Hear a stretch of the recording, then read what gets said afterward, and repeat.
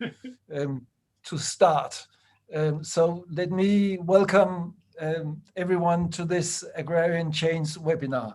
I'm Jens Lerche from SOAS, University of London, and I'll be chairing this session where Carla Gras will present on agribusiness expansion and social reproduction in the Chaco Region, Argentina, the everlasting promise of development. I'm also joined by my two co-organizers, Sreya Sinha from University of Cambridge and Enrique Castagnon here from SOAS. The Agrarian Change Seminar series is organized by the Journal of Agrarian Change and the Department of Development Studies at SOAS. You'll find the full webinar program on our website, Agrarian Questions. The webinar is also live streamed on YouTube. Before we start, let me highlight a few guidelines. First, please keep your microphone off, except when you're taking part in the discussion. Secondly, feel free to write questions and comments in the chat at any point in time. This is also the case for those of you that have joined us through our YouTube live stream. There's a chat function there too. In addition to that, in the Q&A session that follows the presentation, those in the webinar can also ask live questions. Simply use the raised hand function. You'll find this function if you click on the participant button. And of course, when asking a question or making a comment, please be considerate and respectful.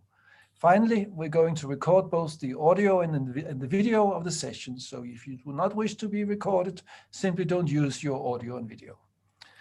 It is now time to welcome today's speaker, Carla Gras, from the National University of San Martin, Buenos Aires, and the National Council of Scientific and Technical Research of Argentina. She's also a leading member of several academic associations, including the Latin American Association of Rural Sociology, where she's the vice president. She's published widely on agrarian structure, rural development, and dynamics of agrarian change, not the least in relation to agribusiness in Argentina, in both English and Spanish, and in monographs and journals, including in Journal of Agrarian Change, where she's also on the International Advisory Board. So it's with pleasure that I welcome Carla Gras and her presentation on agribusiness expansion and social reproduction in the Chaco region, Argentina, the everlasting promise of development. So just last thing before I hand over to you, Carla, just to say to everyone that we did have a bit of a flicker on the screen when we tested the PowerPoint presentation. But Carla will try to run it from her computer. If it doesn't work, we will run it, or Sreya will run it from her computer, and we'll have to deal with that. Okay, over to you, Carla. Okay, thanks.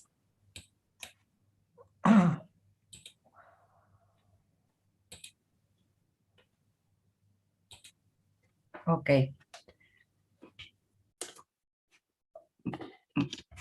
Well, good afternoon to everyone.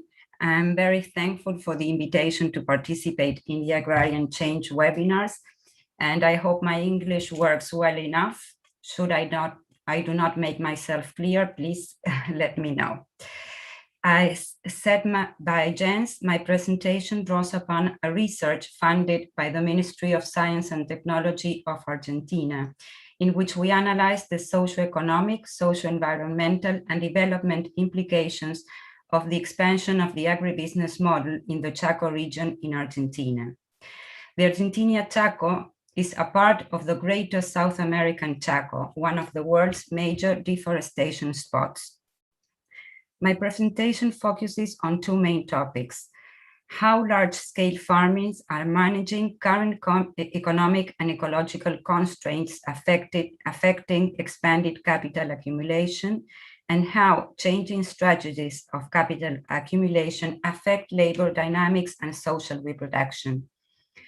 To start, it is worth recalling that the hegemonic agribusiness model explains Argentina's impressive agricultural growth in the last 3 decades and its position as a major player in the world oilseeds market.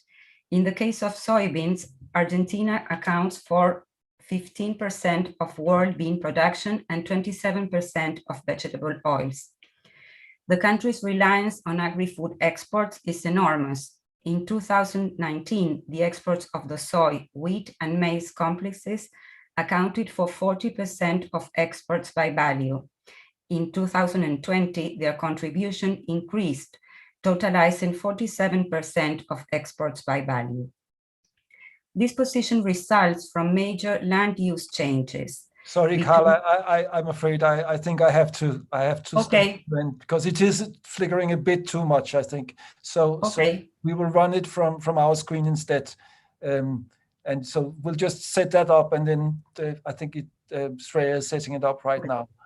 Can you see? Can you see it now? Yes, I can see it perfectly. Which slide are we on?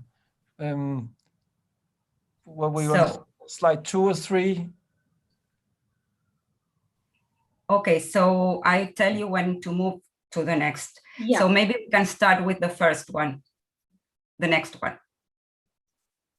Okay, so I was saying that this position results from major land use changes that between 1991 and 2013, the area sown with these crops, that is soy, corn, and wheat, increased from 13 million hectares to 33 million hectares. In the past years, the total area with these crops remained the same. However, so the hectares sown with soybeans have experienced a slight decrease, while those with maize have increased. Here we can see that in Argentina, these commodities are sown in 2 different regions that have different productive potentials. The Pampa region, that you can see in the first square, the other one, has very fertile soils and a favorable climate and has a high agricultural aptitude. On the other hand, the Chaco region to the north of the country, that you can see in the other 2 squares, is less productive, and neither soil nor climate are optimal for soy cultivation. It is in this region, the Chaco region, where the growth of agricultural production was particularly intense over the past 20 years, triggering a remarkable expansion of agricultural frontiers.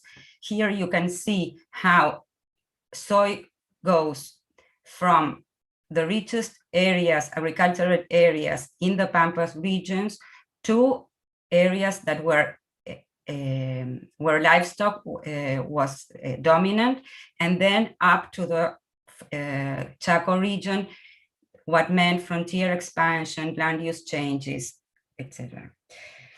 The research team, which I coordinated with Valeria Hernandez, worked in 2 areas in the Chaco region. Next one, please. I myself conducted fieldwork in this area located to the south of the Umbral al Chaco, which includes a part of the ecotone transition zone between the Yungas and the Chaco and the dry Chaco, and goes to the east into the dry Chaco area. So you can see, to the left of the map, it goes from this blue area, that is the Yungas, and to the west into the Chaco, a more drier area. It started, my study area combines a transition zone and a dry region. Here the area with soy and maize increased 440% between 1991 and 2013. Since then, it has decreased 10%, a fact that can be mainly attributed to soybeans. Economic, climatic, and environmental conditions have triggered changes in farmers' productive and business strategies, to which I will come back in a moment. So together with Facundo Sorsoli, doctoral student, we started fieldwork in the province of Tucumán. In these 2 squares, you can find here a white one and a black one. We started fieldwork there. I was interested in this area for 2 main reasons. First, in contrast to other areas of the Chaco region in Argentina, this is one of early expansion of commodity frontiers in the 70s. Second, soybeans, were first introduced here in the late 60s by small-scale farmers with support of INTA, the National Institute of Agricultural Technology. This area had been until then dedicated to extensive livestock farming. Then we extended our research area into the province of Santiago del Estero, mainly two departments, that of Jimenez and Pellegrini, tracking the path followed by commodity producers to increase their productive scale. Fieldwork was thus carried in a region that includes areas of early and recent frontier expansion, and also combined areas with where capitalist agriculture dominates, and areas where capitalist agriculture coexists with peasant farming. Until the 60s, the region was poorly integrated to the dominant agricultural development pattern. Extensive livestock, as I said, was carried out in large-scale establishments, the estancias, and ecological conditions, mainly characterized by low rainfalls and saline soils, made this area unsuitable for crop cultivation, which was carried out basically in small scales and during summer times when water was available. Rural population relied on employment and rural employment, and people migrated to sugarcane and grape harvests mainly, and forest exploitation was important then for peasants and landless workers. There they kept animals and obtained wood, among other things. Around the 40s, 50 families accessed to land ownership through bank loans and soon started to produce sugarcane for Tucumán's sugar industry. Later, with the technical support of INTA, the first plots of soybeans were produced in the Colonia La Ramada. This is the white spot you can see there in the 60s. The colonos were pioneers of the expansion of agricultural frontier in the 70s and 80s, helped by changes in climatic conditions, which brought an increase in rainfalls and also technological changes, mainly hybrid seeds. Some families founded another colony named La Virginia, the black spot that you have there, and expanded soy production, while also non-agrarian capitals were attracted to this area where land was by that time cheap, and the state offered financial facilities to promote the area's development. An intense process of land transactions followed, from the heirs of traditional landed elites to some of La Ramada's families, but mainly to extra local investors. These investments were largely speculative. These actors took advantage of state policies to buy land, clear native forests, and put land into production. Besides benefiting from the high international prices of legumes by the time, they were able to sell later farmland at higher prices. Some of them continued farming in the area and combined crop production and cattle rearing. But it was, the next please. But it was with the approval of transgenic seeds in 1996 when the expansion of the agricultural frontier and the so-called soyization gained momentum, consolidating large-scale farming and giving way to a rush for land. Competition for land triggered the increase in farmland values, and yes, you can see here the value of land followed the evolution of soy prices. The red line is the evolution of soybeans prices, and the other two lines, the orange and the blue one, are those of land prices. I have a difference there, the prices that for land that had already been cleared and was fit for commodity production, and the land that needed that work to be done. But you can see that correlation of the two, of this of the price of soybeans and farmland. values. Not surprisingly, so as in this area where the frontier was expanded, prices went up, farmers sought for new lands and went to the northeast where prices were lower, but also ecological conditions were worse. The next, please. So here in Santiago del Estero, the prices also increased significantly. This resulted from two sources: the rents caused by the conversion of native forests to commodity production and the transformation of land for livestock use into farmland fit for agriculture.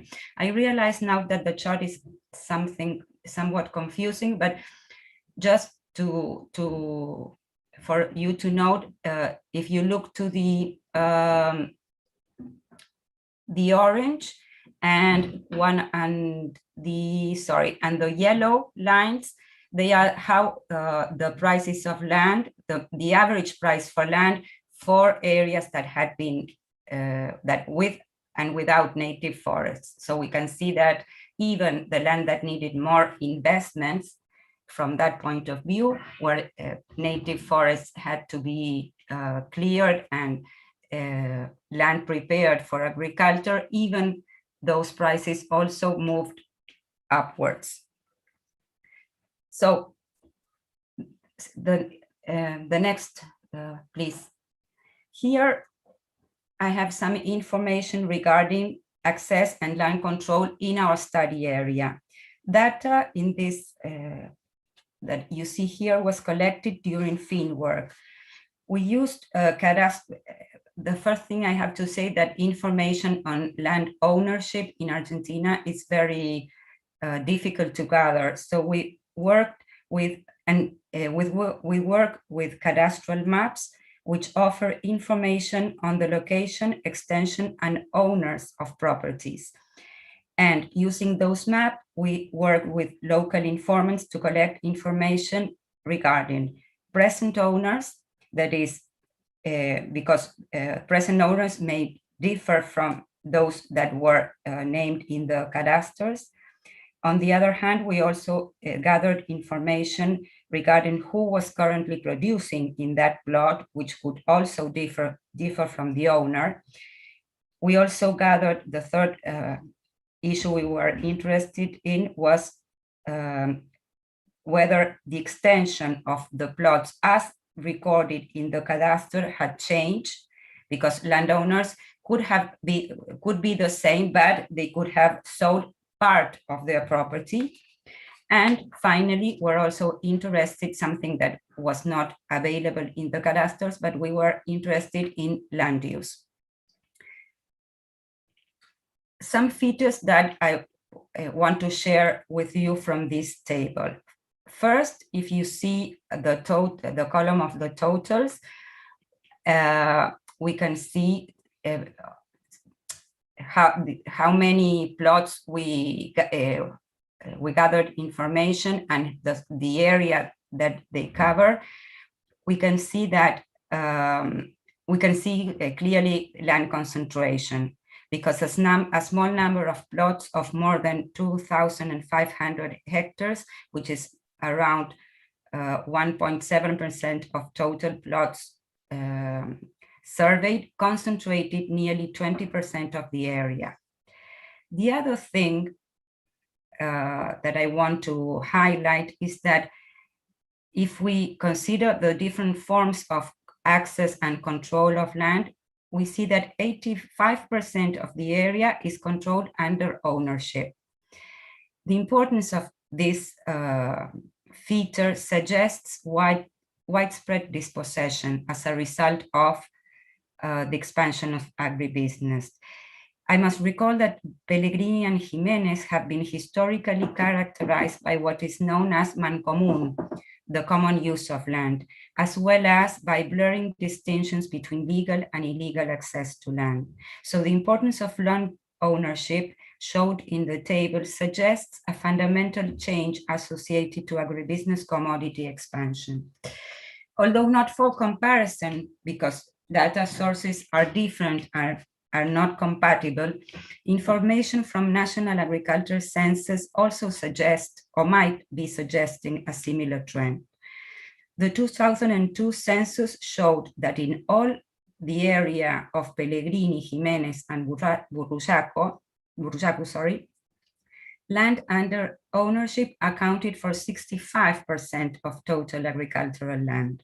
On the other hand, although disaggregated information at departmental level is not yet available, the preliminary data of the last 2018 census shows a significant decrease in the number of farms with undefined limits in the whole provinces of Tucumán and Santiago del Estero, around 50% loss. This, I must say that these farms with undefined limits are usually associated to peasant farming. Two further comments to have a view on the local agrarian structure. Sorry, but I cannot point to that. Small-sized plots around under 100 hectares in the area are mainly located in the transition zone and belong to the two colonies that I mentioned before. Here we found small-scale farming developing commodity production. Fiscal plots are mainly located to the west in the area of Santiago del Estero. They are basically medium-sized plots, but as observed during field work, many of them have several households living in them. So there is a combination. So there we have mainly peasant-like farmers. And possession, tenure status also corresponds to plots in hands of peasant farmers or small-scale capitalized farmers that have occupied these lands for decades, but do not hold legal titles. There are, of course, conflicts over land in this area, mainly in Pellegrini and Jimenez, with enclosures and violent evictions reported. But this social landscape allows exploring a series of issues related to capital accumulation and social reproduction brought about by agribusiness expansion. The area is also a clear example of how industrial agriculture has undermined the biophysical basis of agriculture, resulting in increasing instability for accumulation. The next one, please. So the first issue has to do with small-scale farms integration to agribusiness. In our field work, we analyzed this issue, especially regarding colonos farms, given their important and significant initial role in the expansion of the commodity frontier. So what you can see in the first graph is that around 40%, you can see it where you're seeing total, the orange column. You can see that around 40% of the plots originally owned by colonos have changed hands. This has mainly involved the smallest plots. We also identified that among plots that are still owned by colonos, the other two charts, 40% have been leased out. This is what Ben McCain and Gonzalo Colque have called productive exclusion when analyzing soy expansion in Bolivia. By this, they have referred to increasing difficulties found by small farmers to engage in productive activities in the context of new accumulation processes. These are not dispossessions, since farmers lease out land and thus are able to reap benefits through land rents. Both tables give an idea of how competition for land, high land prices, higher amounts of capital needed to incorporate technologies in this area have eroded small-scale farmers' reproduction capacities. As a result, only 30% of those pioneers continue to be involved in productive activities. The rest of the original landowners have opted out, either selling or leasing out their land. The second issue, the next one, please, I would like to mention has to do with ongoing differentiation processes among capitalist farmers, which are part of wider concentration. I am not only pointing to the disappearing middle thesis, but also to changes brought about by the exacerbation of socio-ecological contradictions. As I mentioned before, climate and agroecological conditions in this area are not suitable for agriculture.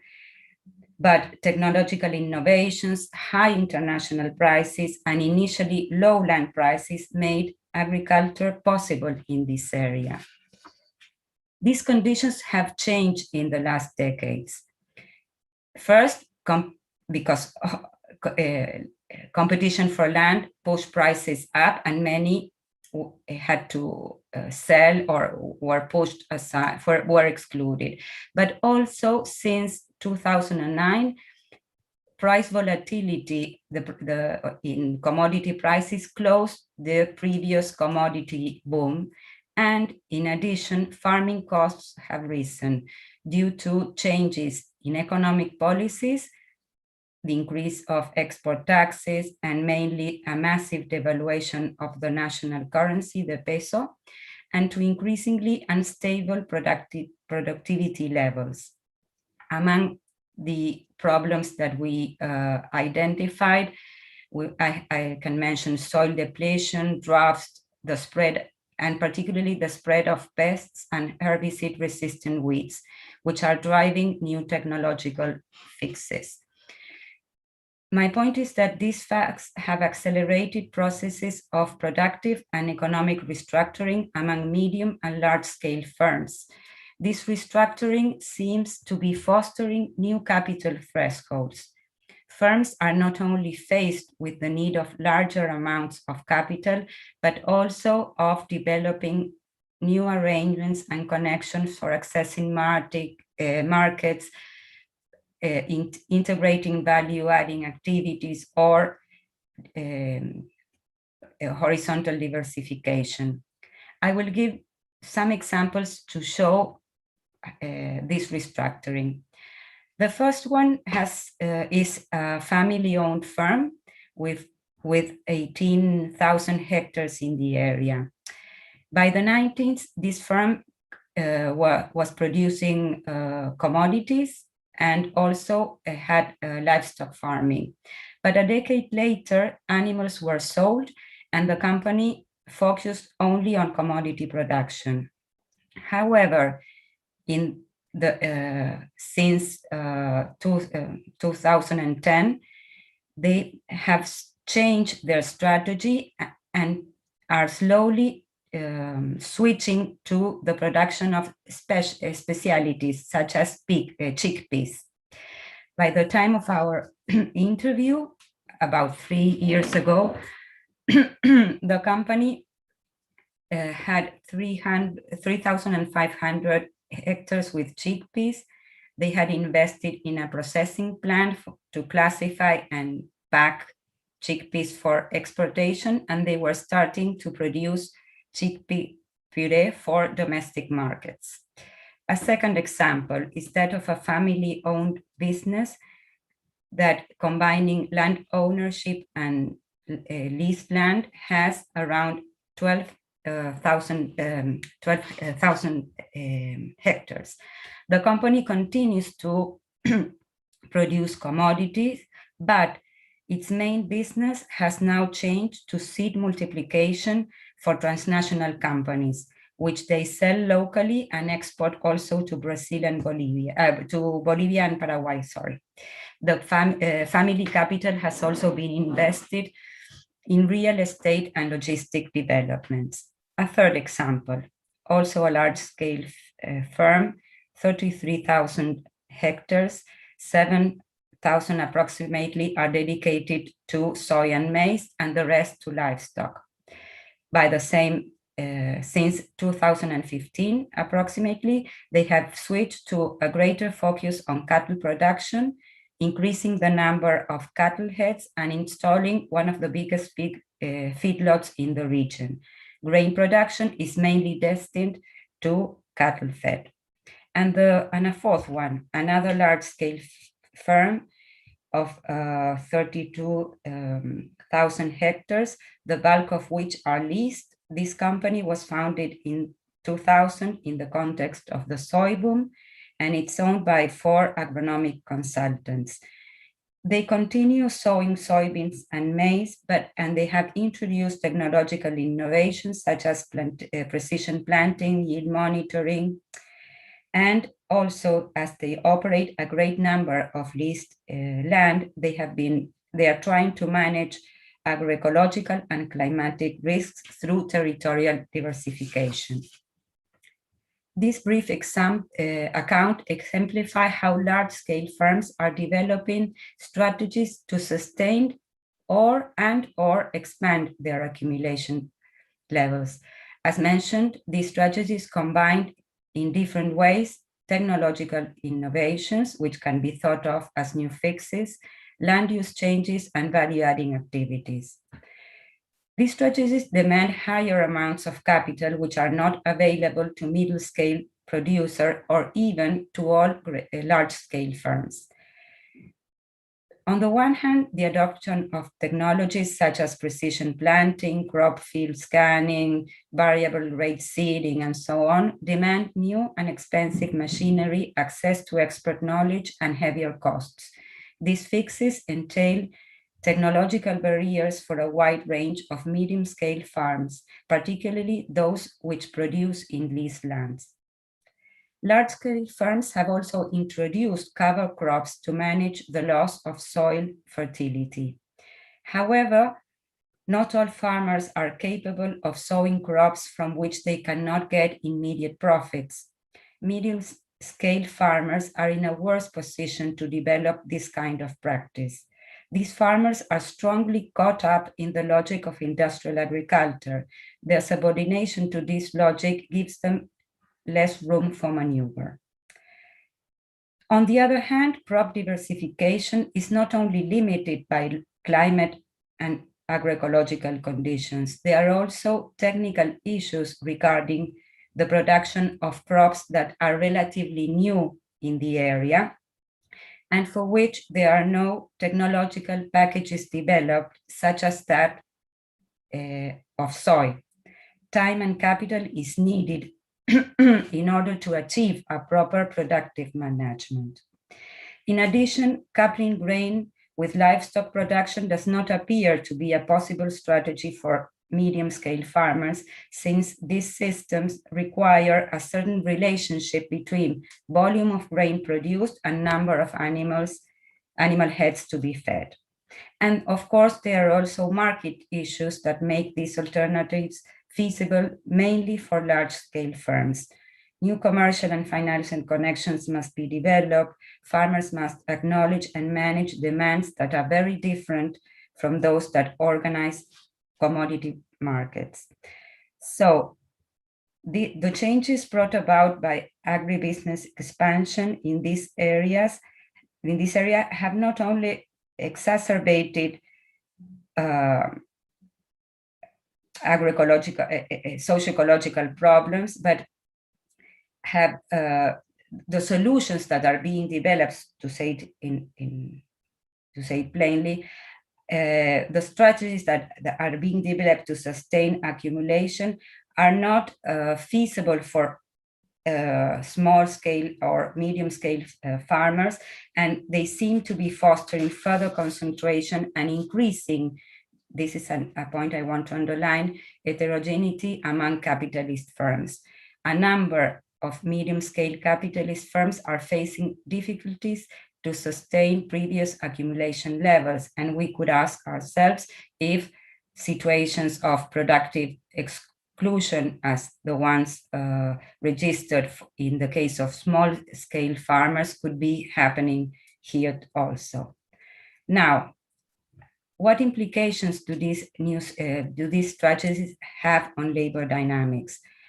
The strategies we identified are far from being labor intensive, although at individual farm levels, the demand for workers is said to have increased in some cases.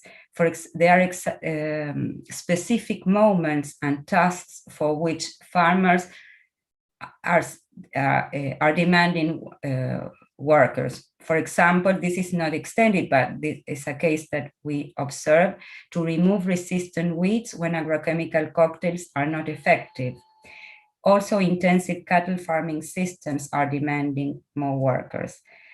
But my question does not focus on how much labor is required, since my data does not allow me for this kind of approach. Rather, I propose that analyzing the implication of accumulation, new accumulation processes on labor dynamics should pay specific attention to the previous effects of agricultural expansion on social reproduction. So, can we move to the next one?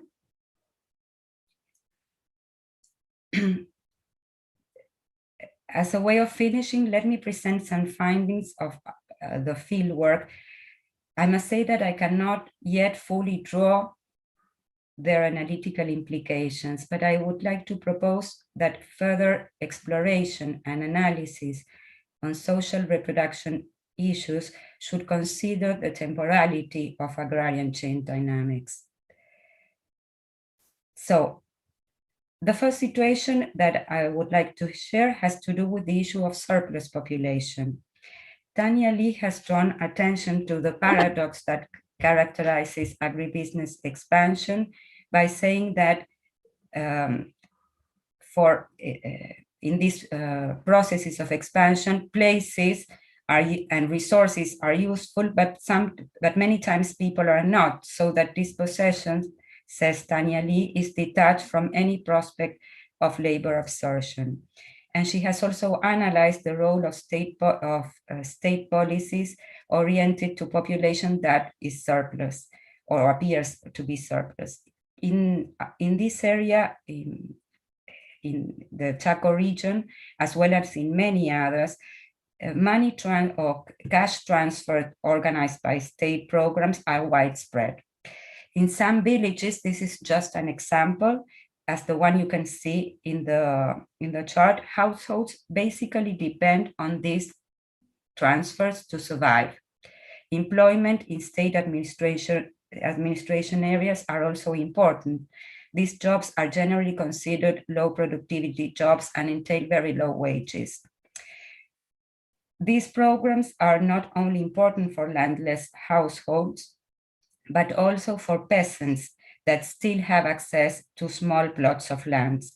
Enclosures have negatively affected their access to those basic resources on which they relied to carry out their main farming activities, such as extensive goat or cattle rearing. So as a result, peasant reproduction depends to a great extent on these cash transfers, state cash transfer. A second situation has to do with the impacts that prolonged exclusion from labor markets may have for the supply of labor force. I thought of this when noting that animal theft was largely and frequently mentioned during fieldwork. Medium and large-scale farmers refer to workers stealing animals, and local people also mentioned that animals grazing on the side of the roads were stolen and frequently slaughtered on the side of the roads. The question is not whether animal theft is extended or not. That I cannot assert. However, it goes to another issue that Tanya Lee has posed when saying that there are growing numbers of people that have become surplus to the needs of capital, but also that cannot be possibly described as a labor reserve. I think that this kind of situation where people have not been disciplined as a labor force and a situation that we can explore too, because it may offer hints in this regard. And we could also think of this as contradictions of social reproduction for capital accumulation. Finally, the existence of illegal activities are also part of social reproduction in rural settings. Besides the very frequently, and I cannot be sure about that, mentions to narco retail activities, we found, for example, rooster fights that are also an important local source of money. These comments point to the various and complex edges of social reproduction, which are sometimes disregarded when analyzing agrarian dynamics or issues of labor dynamics from a small-scale labor-intensive versus large-scale capital-intensive polarized framework. They also point to the need, I believe, of approaching exclusion and dispossession as a process rather than a state of things. Thanks for your attention.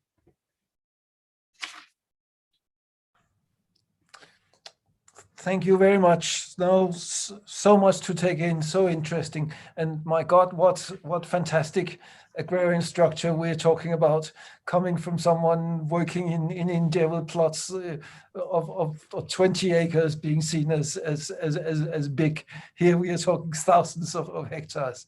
Fantastic, thanks, so interesting. Now, and I'm sure there'll be many people here that are burning to ask questions, but could I just ask one question to start up? So if I, just to see if I understand the development the way it is. So this is an area where there's been a development from smaller scale farms to larger scale farms.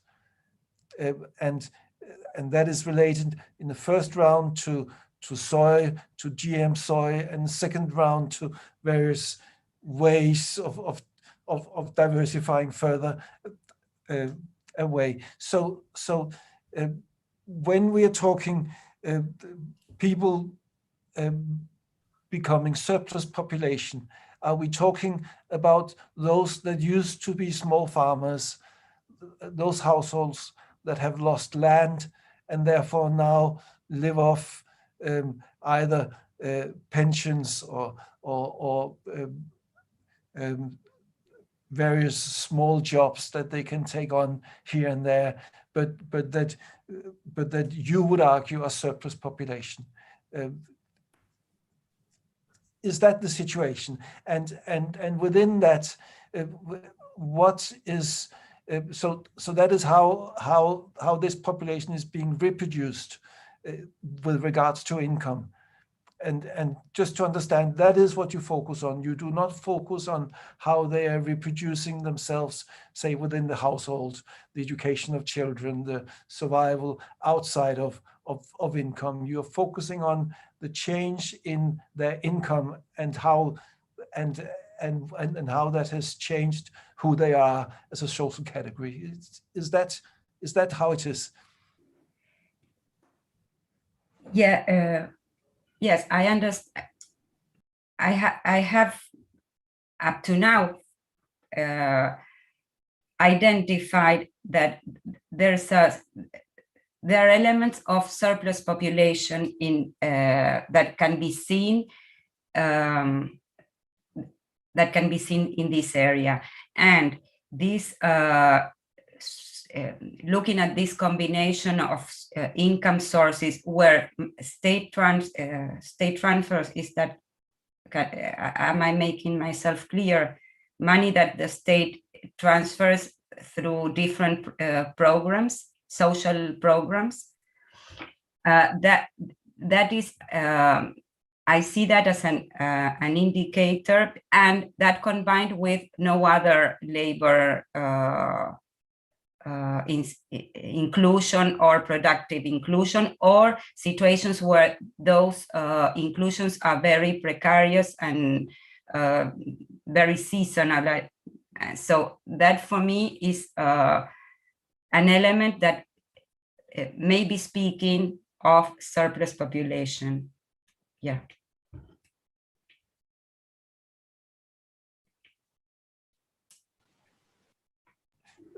That's so interesting. So let us open up for the discussion, and I might come back later with questions as well. But let us start now. Helena, you have your hand up. Yes, thank you, Carla, for that presentation. Quite interesting. And I guess my question might be more a question of clarification, as Jens was.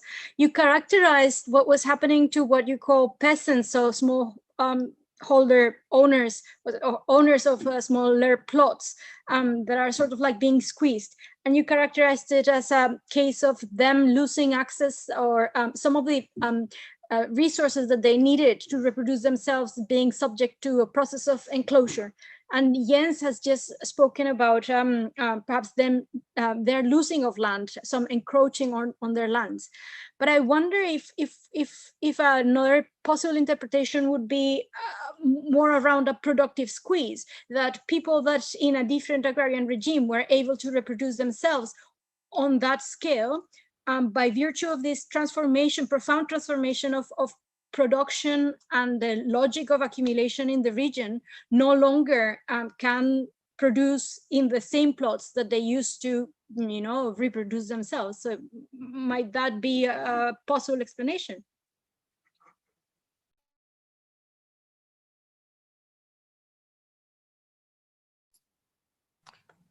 Carla, you need to unmute yourself. Yeah.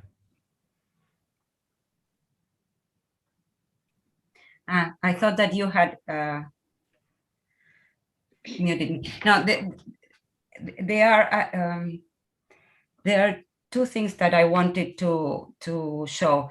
On the one hand, effectively, we can say that there's a squeeze on smaller farmers that could integrate under some conditions in the expansion of agribusiness. But on the other hand, in the other, more to the west, where also agroecological conditions are not so, are worse even than in the first region, what you find there is more peasant-like farmers that have they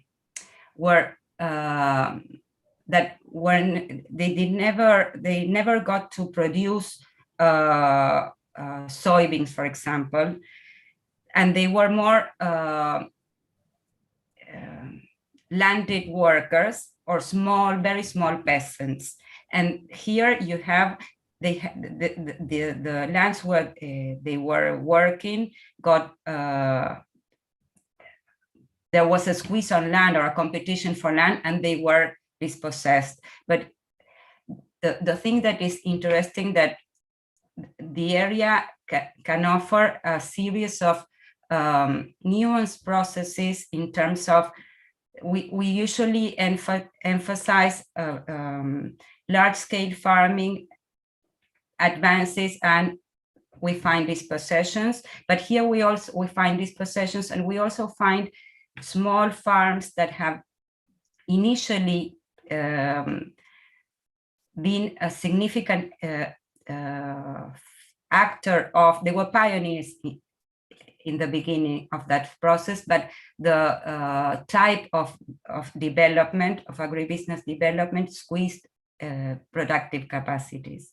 So there are the two processes. Very good. So I've got Alessandra, I got Pablo, and I've got Cristobal as well, with his very own hand as opposed to the mechanical hand. But let us start with Alessandra. I managed, to unmute myself. Thanks a lot for the excellent presentation, Carla. I have a question in relation to the comparison with Lee's argument in the last round of work. she has done on Indonesia, and then in relation to the surplus population, how the defining features in relation to put it in conversation with issues of social reproduction. So the first is actually presenting at the Agrarian Change Seminars last round, Tanya Lee compared the action, or like the sort of processes triggered by the corporatization, so the entry of major agribusiness into certain areas she's studying, to an occupation.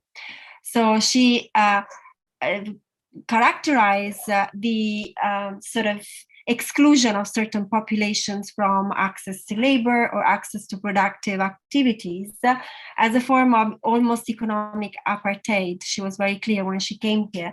And I wonder if there are similarities you can draw with your case, or if the differences, where would you say that the differences lie? And in relation to this, I wonder if there are differences in the areas that you have surveyed, which seem very diverse. So when we talk about the production of the surplus populations, is there a difference that you have observed in the way in which some transformation towards corporate agriculture seem to have a longer history, and instead is sort of in areas where this wasn't the case? And relatedly, you did mention now communities reproducing through state support as opposed to labor-based income. But I wonder, is there triggered any patterns of mobility instead, or not? And if not, why do you think it's the case? Thank you. An interesting point. Why do they stay there if they now belong to a surplus population? Carla?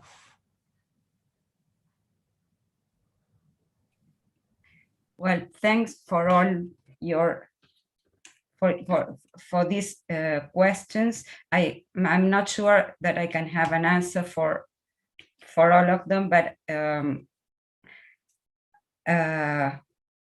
I must say that I find very helpful all these comments, because it, as I said, I do not have concluding remarks, but I should say better that I am identifying questions to explore these issues. So I would not say initially, at least by the moment, that that there's something like an economic apartheid.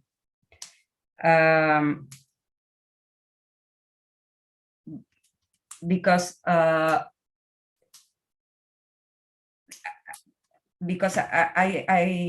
don't think that I didn't find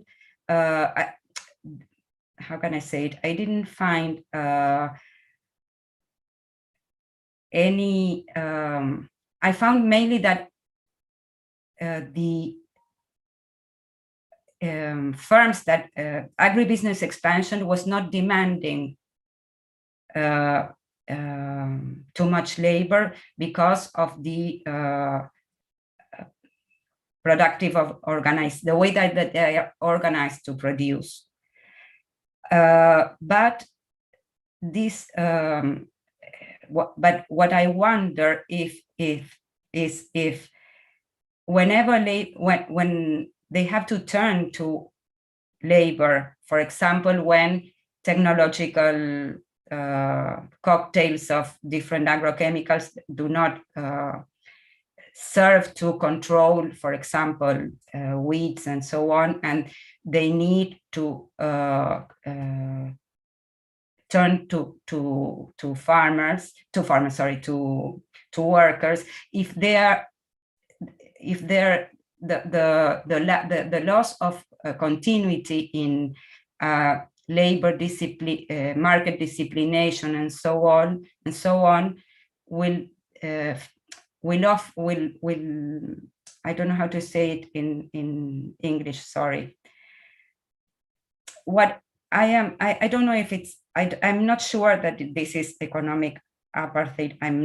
I don't have also too much clarity on what made, I don't know this work of Tanya Lee, where she mentions the economic apartheid, but what I understand is that these ways of organizing production are more dependent on machinery than on workers. Nevertheless, there are times when workers can be needed, and then there's something that have to do with the fact that people do not have a market or a labor discipline, and so they are not reliable, to put it in the words of farmers. The other thing is that the local presence of because I am not speaking of an area where you have huge corporations where that only have an economic presence in the area. They're local, large, and medium farmers, and this, I believe that this is something that is important to analyze what happens with work and what happens with surplus population. I'm not saying that we have here surplus population. I prefer to say that I found elements that may be speaking of, and these ways of social reproduction that have nothing to do with work are the ones that I was trying to underline. And the issue of why there is why people stay in the area, that is of course a big question. I do not have recent data, demographic data, to see what has happened with rural population in that area.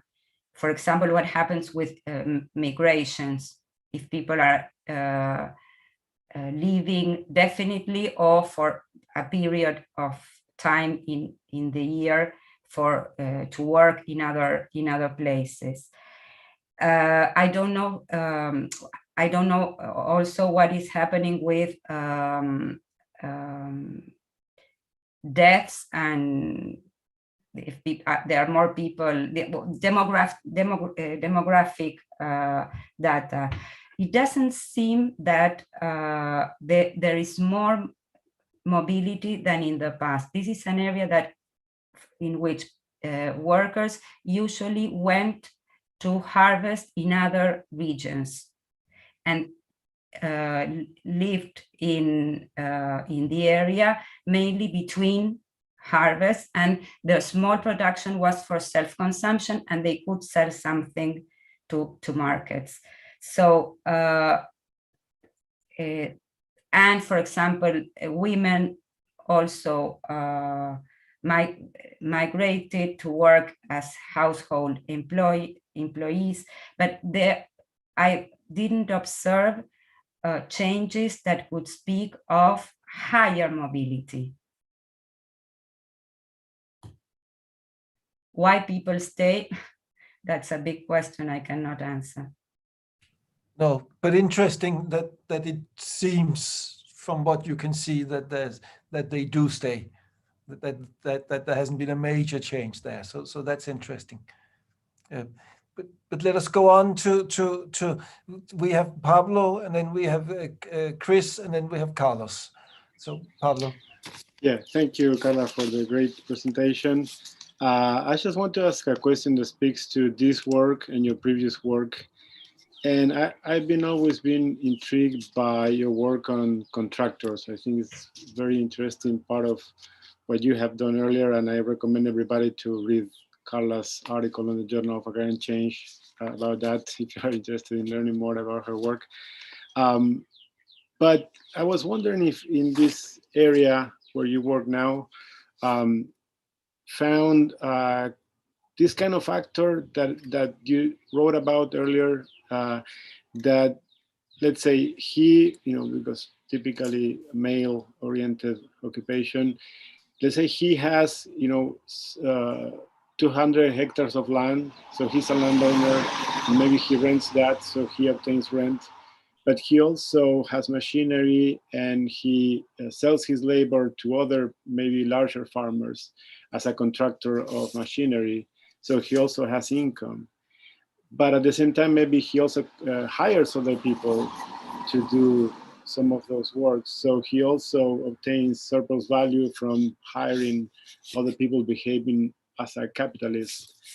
So the question will be, first, if you found this kind of factor that you studied earlier in the Pampas region, and I understand this is a little outside of the Pampas.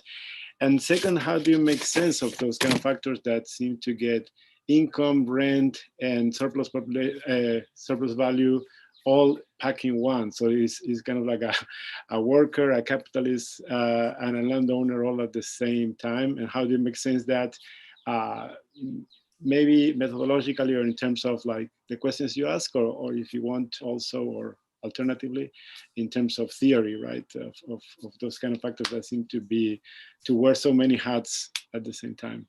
Thank you.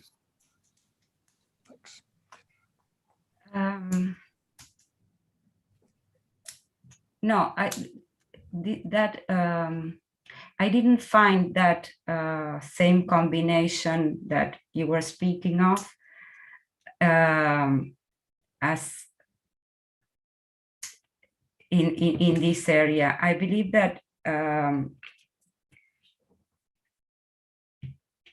that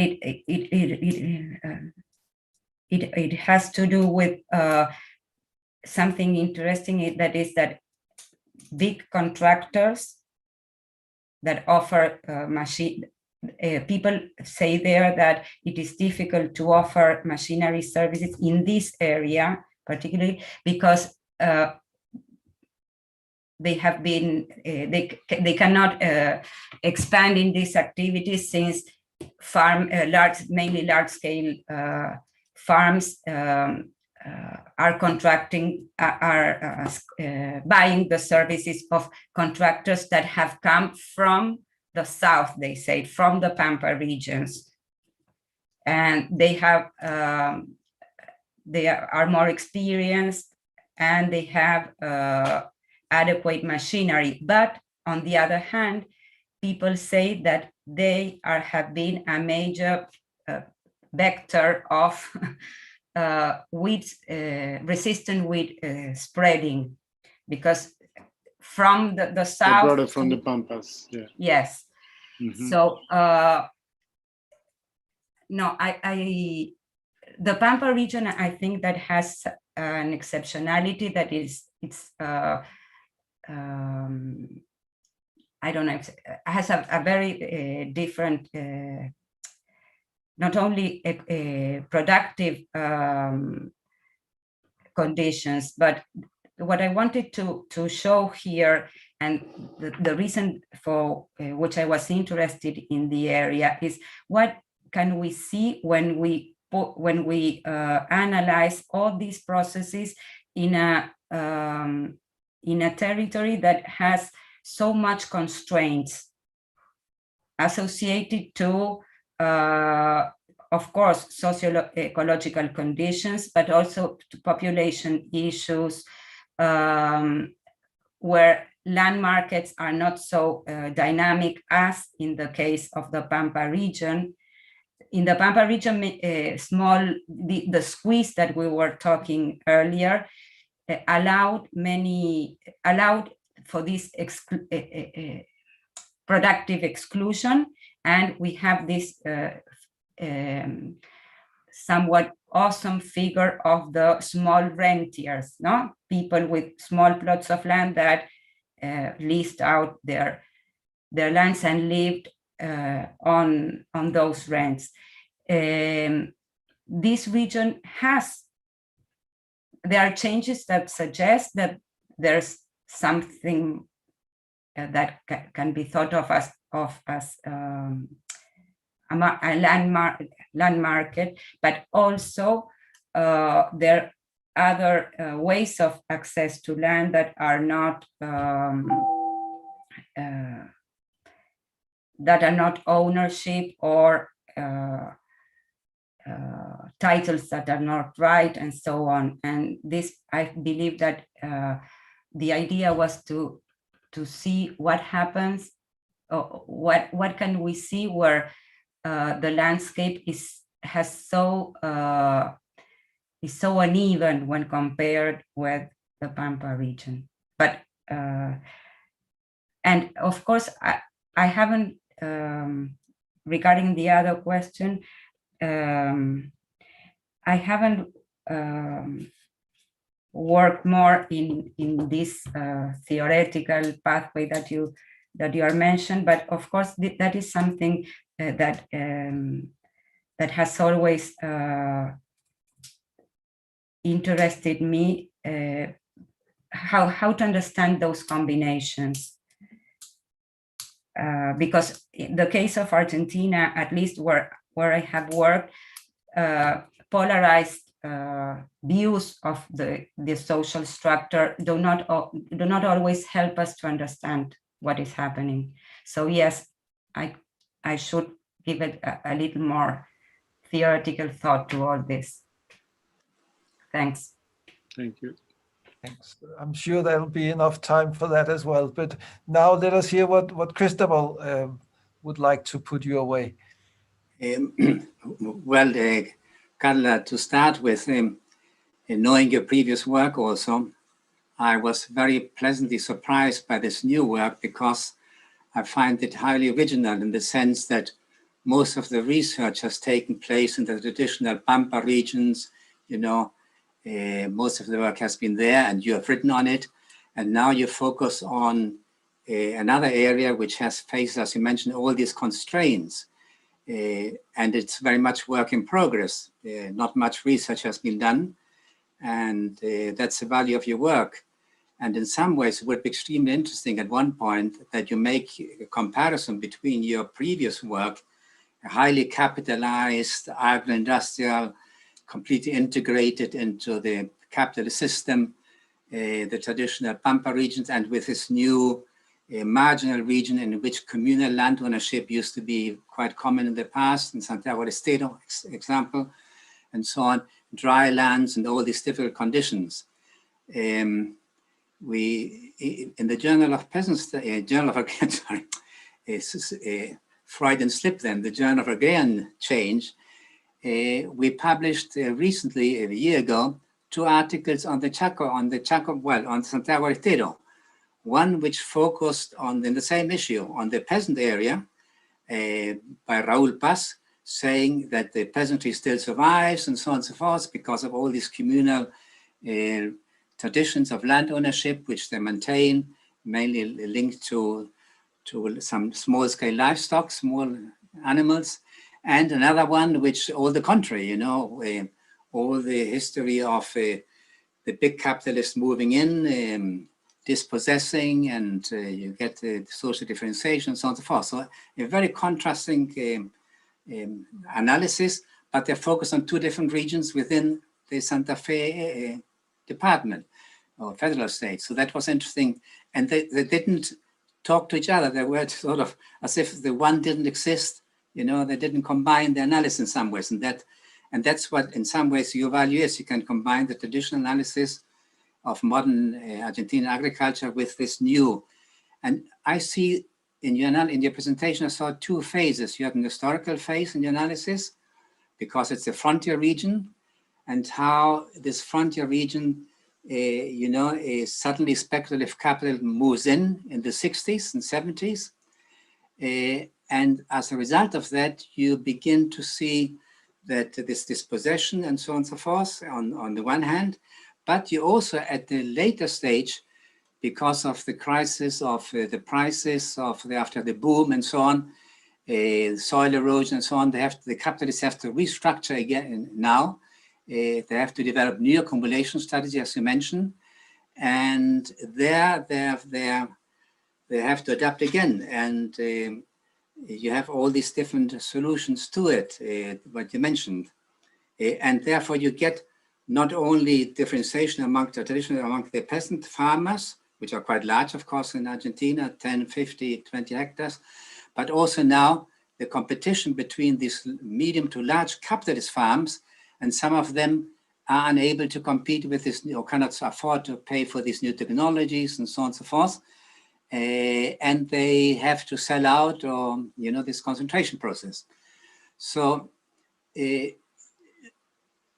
that I find that comparison, these two levels, at the lower level, this differentiation and dispossession, and at the higher level, a similar process, and also renting, very much the renting of land. What I find also very interesting in the Argentinian case is this territorial diversification to diversify risks, and how Argentinian soy farmers have moved into other countries, for example, into Uruguay and into Paraguay and Bolivia. And they have tremendous restructuring.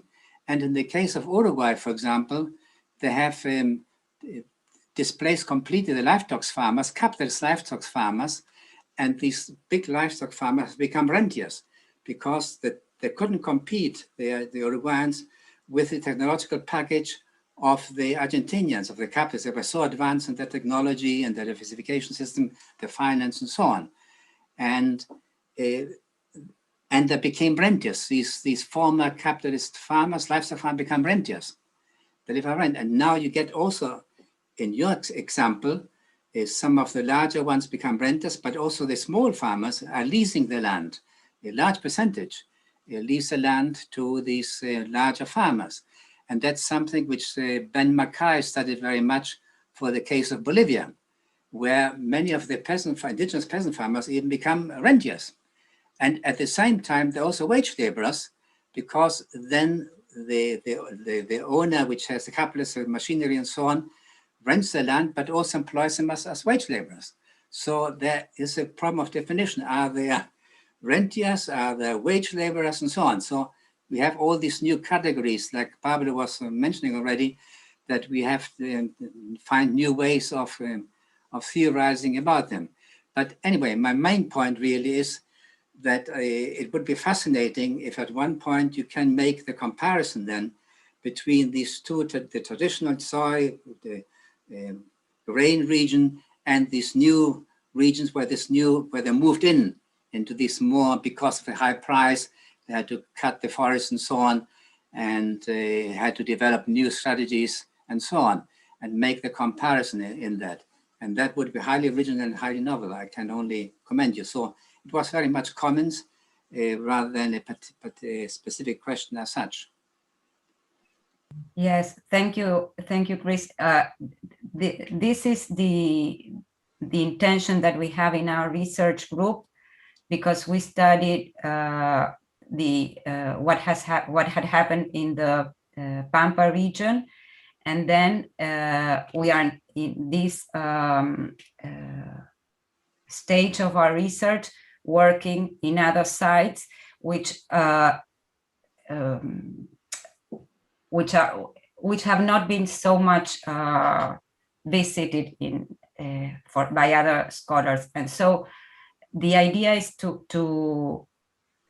have a complete view of how this how agribusiness is the workings of agribusiness, but not also to compare these are the main trends in one region and the other, but how to understand agribusiness as a system, if one could say.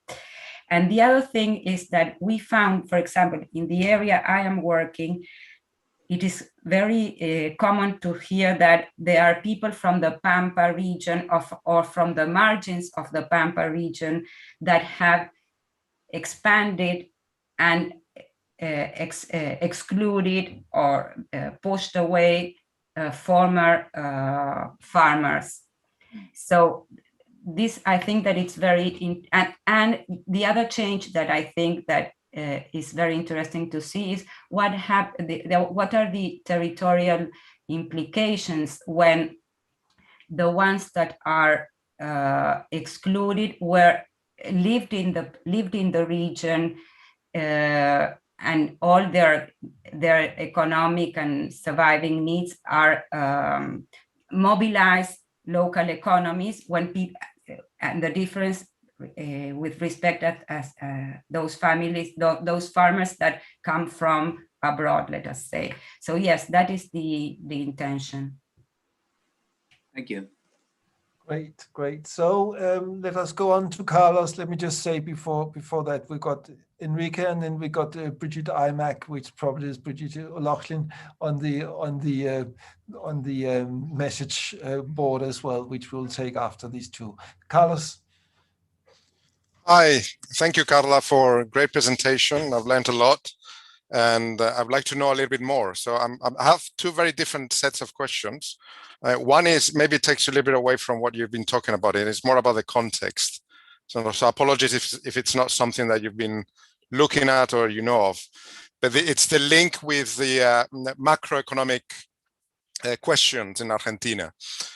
So to what extent this persistent drive towards the expansion of export agribusiness, and particularly soybean, and leading to the intensification that you've talked about in previous articles, is a constant link with the balance of payment constraint nature of the Argentinian economy, and to what extent that balance of payment constraint economic growth is putting that constant pressure, which is leading to all these endless expansion and changes that you've documented in the case of soybean, but also in other export agribusiness. So in relation to that, I wanted to know whether that's the case or not. I mean, this is still this vicious dynamics, and also whether in the more recent periods, considering the technological change that goes with intensification and so on, is it the case that this new agribusiness are not really contributing so much to foreign exchange as before, maybe because some of the new technological needs require imports? So there's a sort of import leakage in these new ventures that will reduce the extent to which really they contribute to net foreign exchange generation for Argentina. So that's the macro type of question. And then a completely different kind of question in relation to workers. So I just want to know who are the workers in these new frontier areas, and whether, as it happens, I think in other parts of Argentina, are some of these workers actually coming from urban areas? Thank you. Please, Carla. Thanks, Carlos. I found very interesting your questions regarding macroeconomic issues. I'm sorry to say I cannot answer. I cannot give a good answer to that. And regarding the issue of workers, there are in the area, for example, we found two things. One is that there are workers that have urban residence, but not living in the big cities, but in small villages or very small towns. In fact, for example, in one of the departments in Santiago del Estero, in the where we are studying, we found that people that were living in rural areas had moved to this small village, small villages, because the local states were giving facilities to access to a small plot of land where they can make their home. So, and we also found old workers, in the sense that the people who were working in many of the farms that we visited had been working there for very, very, very long time.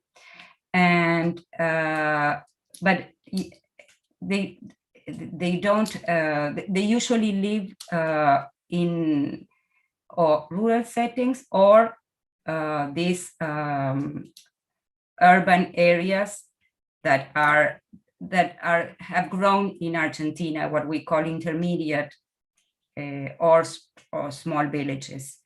But yes, many of them have urban residents. And a last thing, that there is people that that rural workers that live there but do not work there go to the harvest of lemons that is near, relatively near. Could I just add a question here? So the workers, so the policies to attract workers where they get a plot of land, or where they get a chance to get a plot of land, is that recent? Is that ongoing, or is that historically? Are they? Is it still so that the state seeks to attract workers to this area? It's not an ongoing.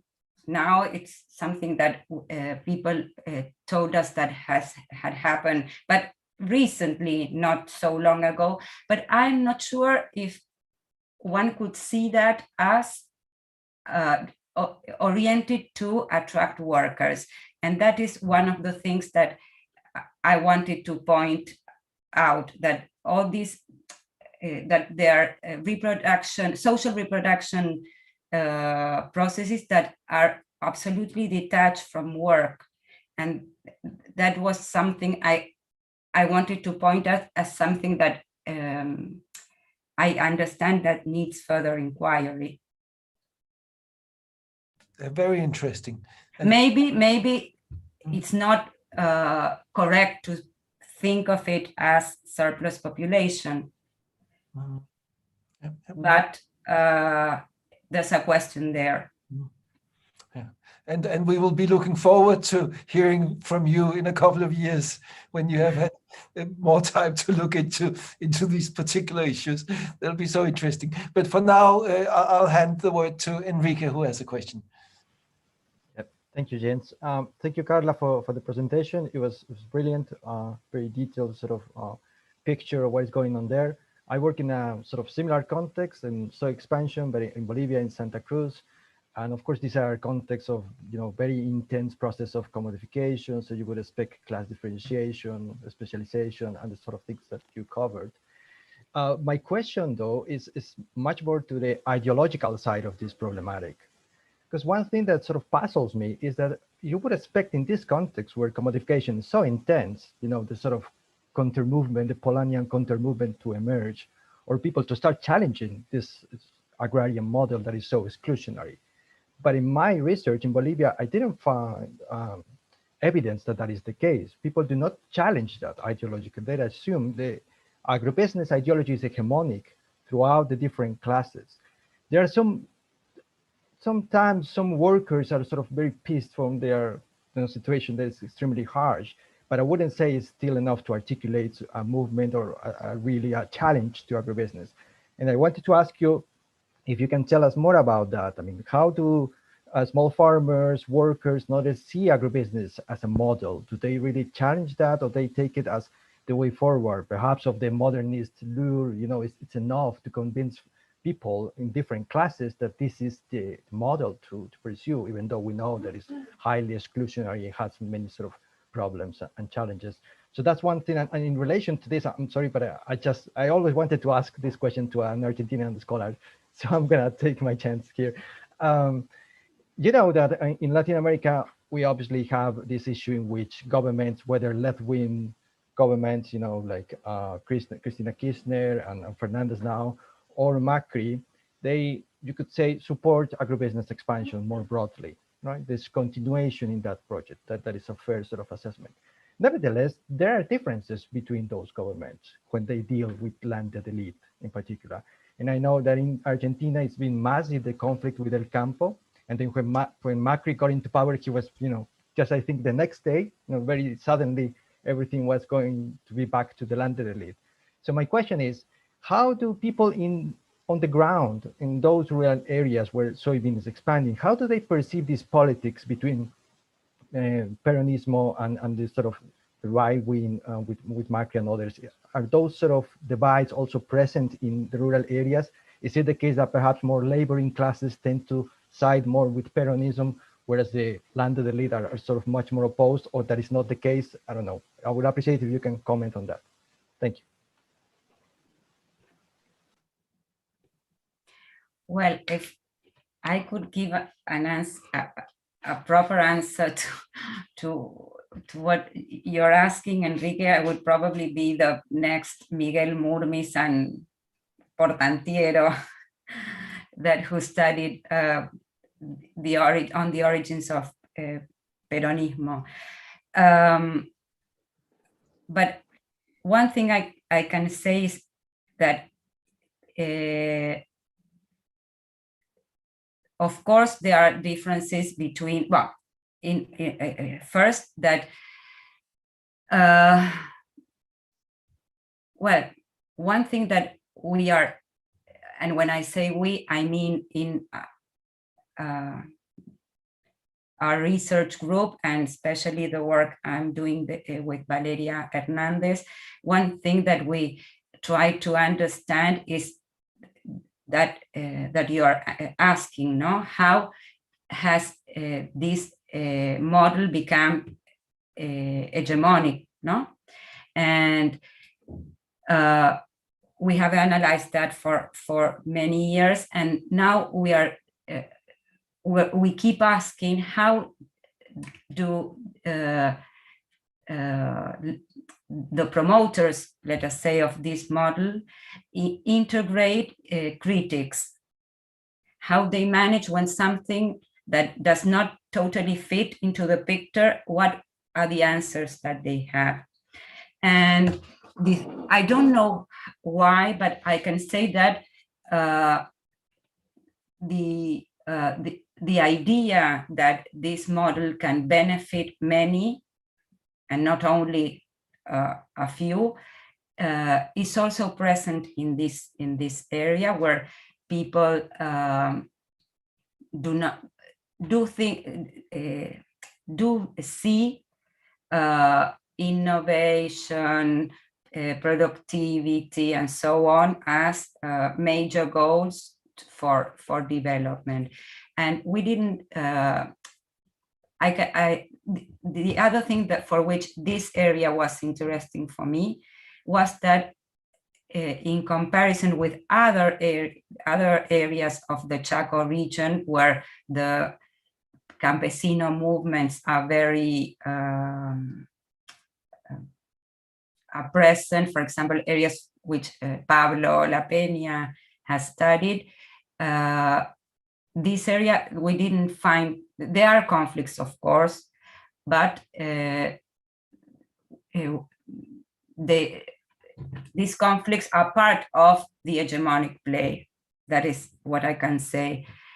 And I think that in the case of Argentina, something that is very, that we have underlined many times is that the fact that medium and small capitalized farmers have been integrated with all, even when this has meant losing autonomy and also having these squeezes that we were talking about earlier, but this the fact that we don't have only great corporations, but that we have this social structure where medium and small scale farms participate in this model is a very important.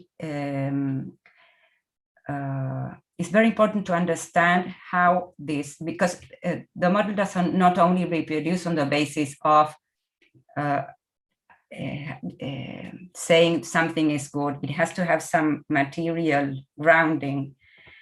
And the other thing is, of course, there are differences between peronistas and no peronistas as regards agribusiness. And for example, the differences that Pablo La Peña described in his article in Journal of Agrarian Change, that had to do with giving more voice to peasant movements.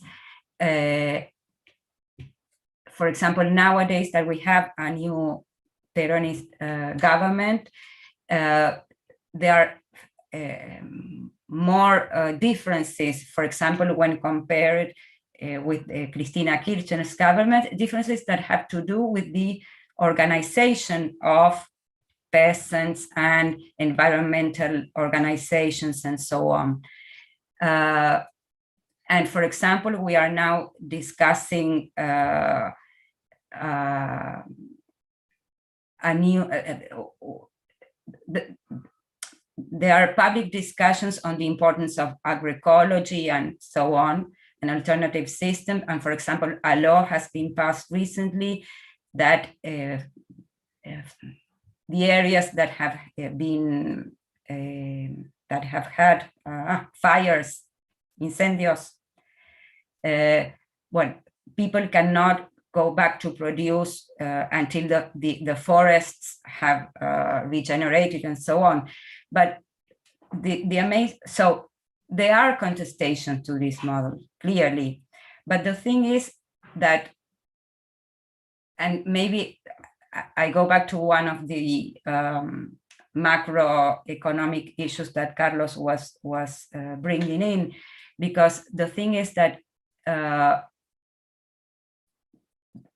the country's economic dependence on food exports that are basically commodity exports makes that this the possibilities of supporting other types of rural developments has this está apretado, ¿no? No sé. Choking. Yes, thanks. Thank you. But it's not that there are no contestations. There are, yes. Thank you, Carla. That's very useful. Thank you. Great. Okay, thank you. Let us continue. Next on my list is Shreya with a question and also information from what is in the chat. Right, thanks, Carla. So, well, actually, there are a couple of questions in the chat now, so I'll read both of them before I say my own. So Bridget is asking, what are those who are leasing land doing with their rents? It sounds as if the larger landholders have been able to move away from soy into a range of different kinds of activities that do not make land concentration so important. So land grabbing doesn't seem to exactly describe the basis of farm employment.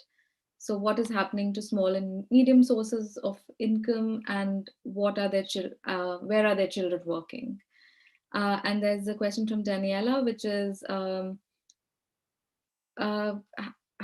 the map about showing layers of different, have you thought about making a map showing layers of different access to land and control and different levels of vegetation? So it seems that your data kind of allows for that. I can explain. Yeah, Dana, please. Yeah. Thank you so much, Carla, for your presentation. It's been very inspiring, and your English it's excellent.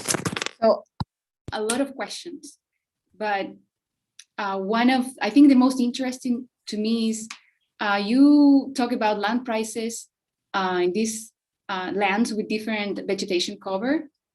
and also, and I don't know if it's data for the same region, and also data about different access of control and of land.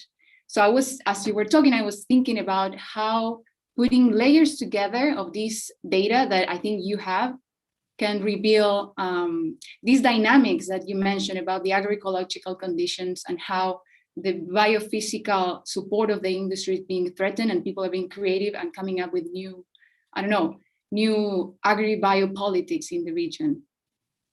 I don't know if you can say something about that. Yes,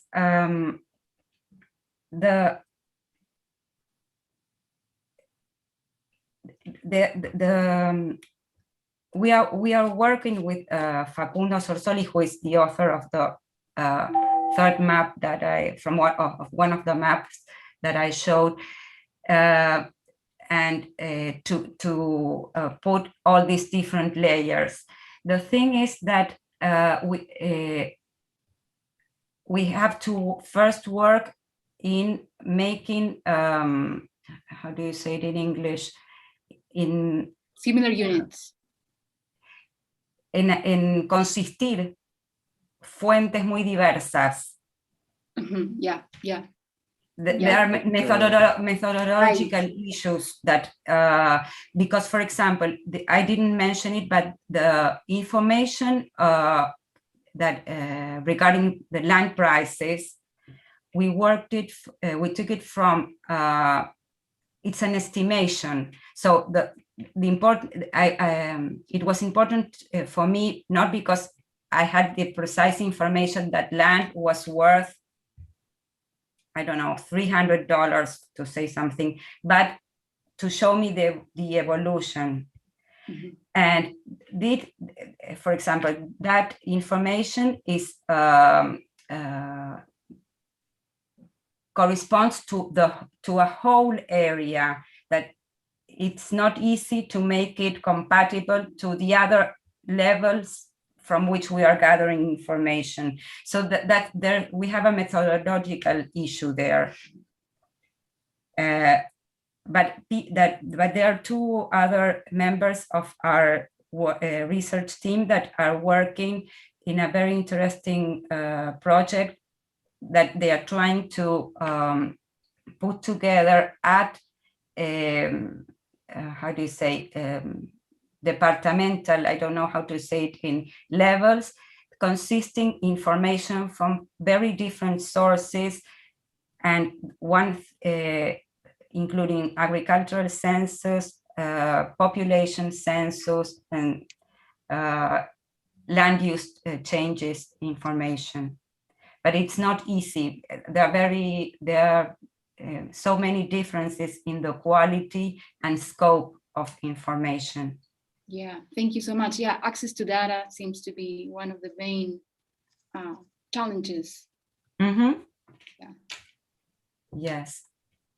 Should we return to the question? Yes. As well.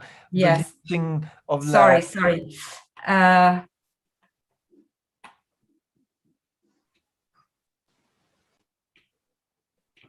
Well,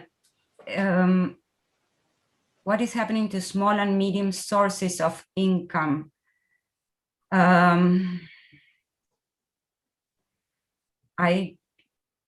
not quite sure of if I am understanding well the question, but what I was trying to,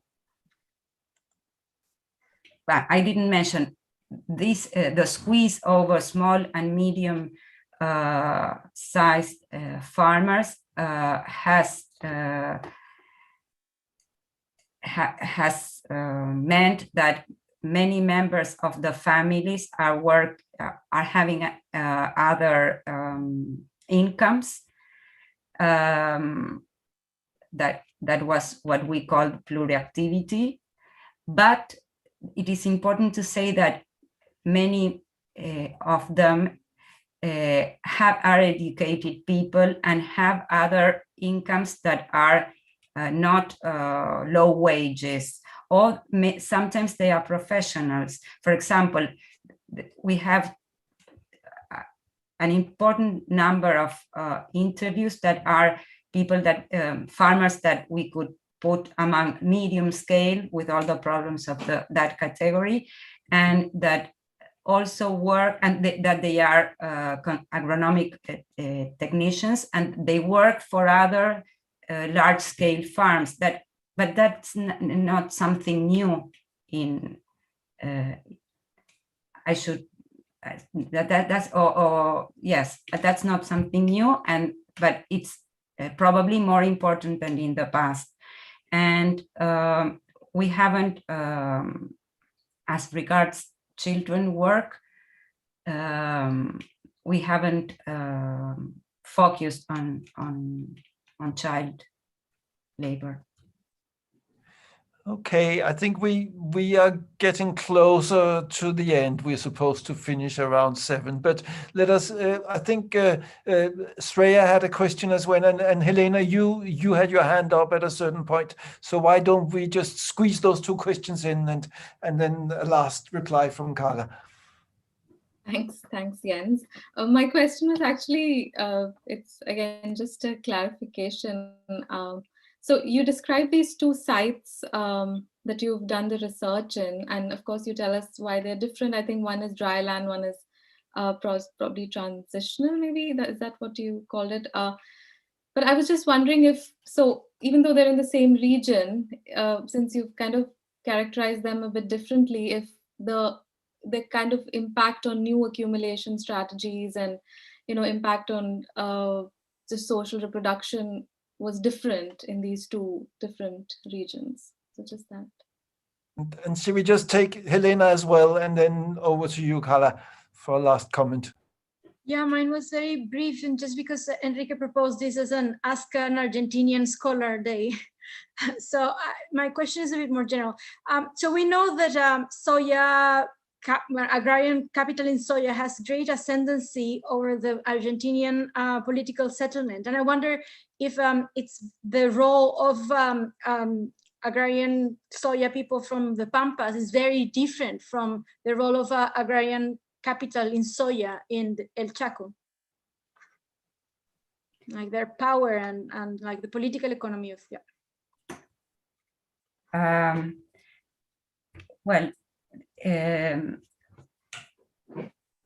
regarding the first question, yes, I think that the impacts on social reproduction is different in this for a number of reasons that maybe I don't have the time to be detailed, but yes, they are different, and that was why I tried to underline 2 or 3 things that had to do with the history of the agroecological conditions. Yes, but it's different, and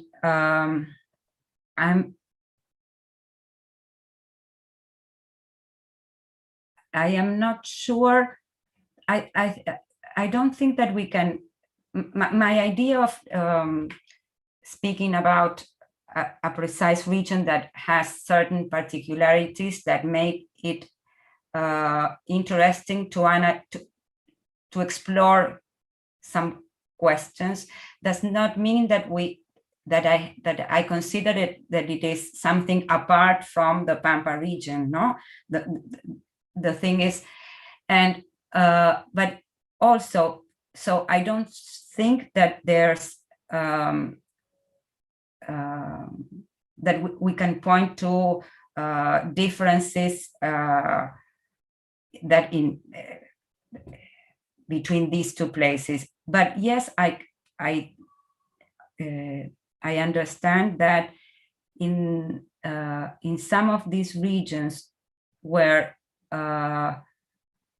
economic mobility has not been so intense or so traditional as in others, the exercise of this power is more, how can we say, it's more violent, and it's more, it's less mediatizado or institucionalizado. I don't know how to say it in English. But that yes would be a difference. But I don't know if that can be attributed to soybeans or to agribusiness rather than to the history of local social structures. Thank you, Carla, and also thanks for not being more certain than you can be. It is a relief to have a scholar that is careful with the statements as well. So, but first and foremost, thanks for great presentation and a fantastic debating hour here, to everyone that have contributed really, and also to those that have contributed to the sub discussion that is going on in the chat in between, which is one of the advantages of this kind of media. So yeah, thanks to everyone. It's been a pleasure. It is also our last webinar in this term, in the UK term that finishes end of March. Is the last of that. We'll be back in May with a short three or four session webinar series, and then in the autumn again. But for now, thanks, Carla. Let's give you a hand. Thanks. Thank you very much. Great, fantastic. Thank you. Bye. Thank you. Bye. Thank you. Thanks to all of you. Bye-bye. Thank you, Carla. Bye-bye. Adiós, adiós, Bye, gracias. everyone. Now.